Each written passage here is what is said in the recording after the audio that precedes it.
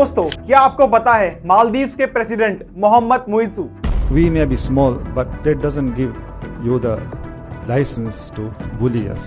India out के नारे लगा रहे थे,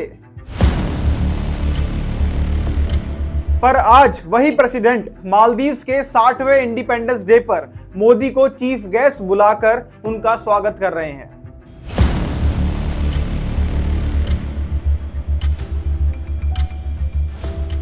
सिर्फ एक साल में मालदीव्स का ये यू टर्न कोई छोटी बात नहीं है। ये है भारत की साइलेंट डिप्लोमेसी का रिजल्ट, जहां जवाब देना भी जरूरी था लेकिन दोस्ती भी बनाए रखना इंपॉर्टेंट था। आज की इस वीडियो में हम प्रूफ के साथ ये बताएंगे कि मोदी जी के पिछले 10 सालों के अंदर सिर्फ मालदीव्स ही नहीं बल्कि नेपाल, भूटान, श्रीलंका जैसे छोटे साउथ एशियन देशों के लिए भारत एक सेंटर ऑफ ग्रोथ बन गया है। इंडिया अब सिर्फ एक पड़ोसी नहीं बल्कि पूरे रीजन का फ्यूचर बन चुका है। पहले बात करते हैं मालदीव्स की।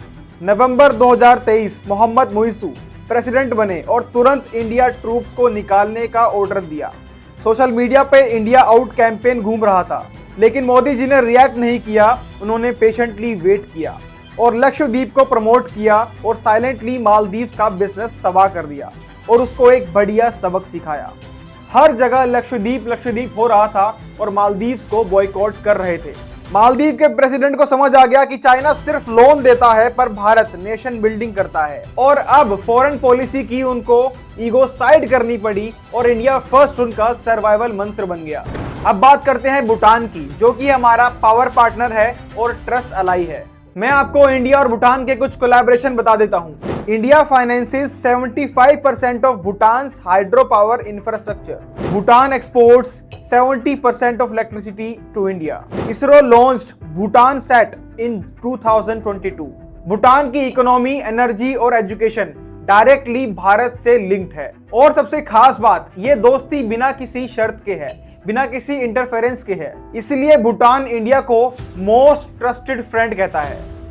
अब बात करते हैं नेपाल की। अर्थक्वेक से लेके एक्सप्रेसवे तक आपके सामने मैं कुछ डेटा रख देता हूं। 2015 में earthquake $1 billion relief aid Bharat ने दी थी। 50,000 होम्स रीबिल्ड किए गए इंडियन फंडिंग के द्वारा। Janakpur Jaynagar railway 2022। Motihari Amlekhganj pipeline, south Asia's first cross border oil pipeline. जब चाइना ने नेपाल को डैम और हाईवे के लोन के नाम पर ट्रैप में फंसाया, भारत ने घर बनाए, रेल चलाई और पेट्रोल पाइपलाइन दी, और वो भी एक अच्छी दोस्ती के साथ। और अब बात करें श्रीलंका की, उसको तो हर क्राइसिस में भारत ने बहुत सपोर्ट किया है। 4 billion aid during 2022 economic collapse, 1 billion credit for essentials, $500 million fuel और free medicine, food fuel medicine through Indian navy. जब चाइना ने बैकआउट किया, इंडिया ने बेल आउट दिया। भारत की ये नेबरहुड फर्स्ट की पॉलिसी बहुत इंपॉर्टेंट है और ये प्रायोरिटी पे रहती है। इसमें कुछ चीजें और भी हैं, जैसे सागर विजन, साउथ एशिया सैटेलाइट और सार्क स्टूडेंट्स को स्कॉलरशिप। पिछले एक डिकेड में भारत ने अपने पड़ोसी देशों की बहुत सहायता करी है।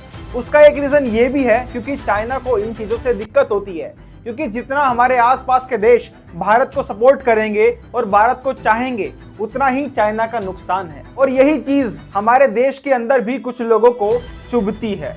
आप खुद सोचिए, जो देश एक वक्त पे इंडिया आउट बोल रहे थे, वो आज इंडिया फर्स्ट बोल रहे हैं, क्योंकि उन्हें भी पता लग गया है कि अगर इंडिया का सपोर्ट मिलेगा तो डेवलपमेंट होगी, किसी लोन ट्रैप में नहीं फंसाया जाएगा। और भारत से दुश्मनी का मतलब है डिजास्टर।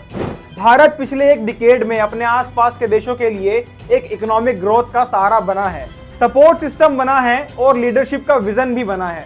तो अगर आप चाहते हो कि भारत यूं ही साउथ एशिया के देशों में ग्रोथ का इंजन बना रहे, तो इस वीडियो को लाइक कर देना और हर जगह शेयर कर देना।